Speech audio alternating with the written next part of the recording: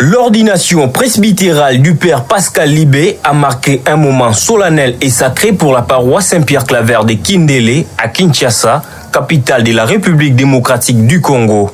Cet événement ayant eu lieu en la cathédrale Notre-Dame du Congo a rassemblé environ 21 frères venant des différentes congrégations religieuses de la capitale qui exercent leur mission apostolique au sein de l'archidiocèse.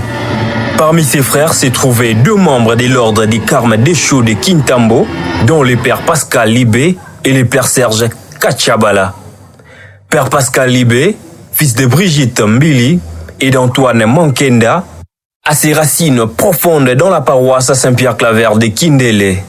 Son cheminement spirituel l'a amené à s'engager pleinement au sein de la communauté, occupant ainsi diverses fonctions telles que lecteur et participant au chœur de la chorale Boyokani Boisika.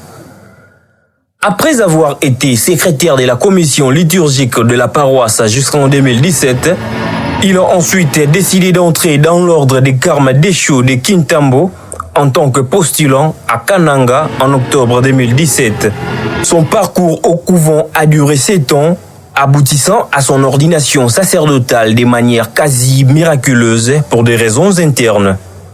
Le 9 juillet 2017, il est entré au couvent et c'est samedi 27 juillet, mémorable de l'année 2024, il a été consacré prêtre par son éminence Christian Lépine, archevêque de Montréal, en présence de l'éminent cardinal Fridolin Ambongo, ainsi que des éminences Édouard Isango, évêque auxiliaire de Kinshasa, et Édouard Kisonga, évêque auxiliaire émérite de l'archidiocèse de Kinshasa, mais également des autres prêtres.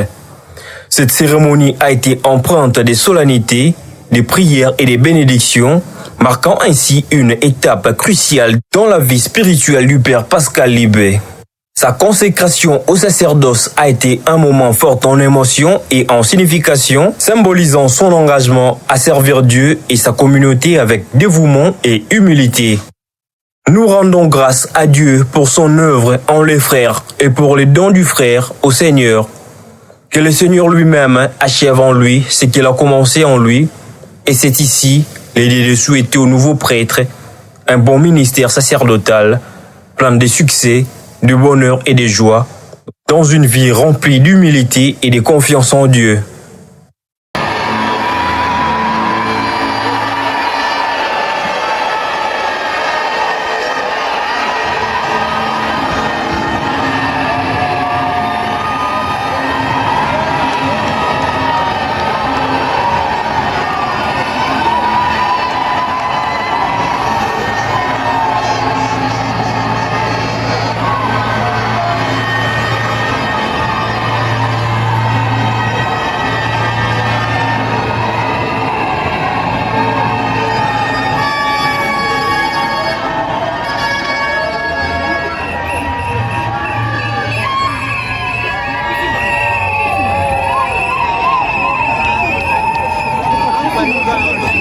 Okay,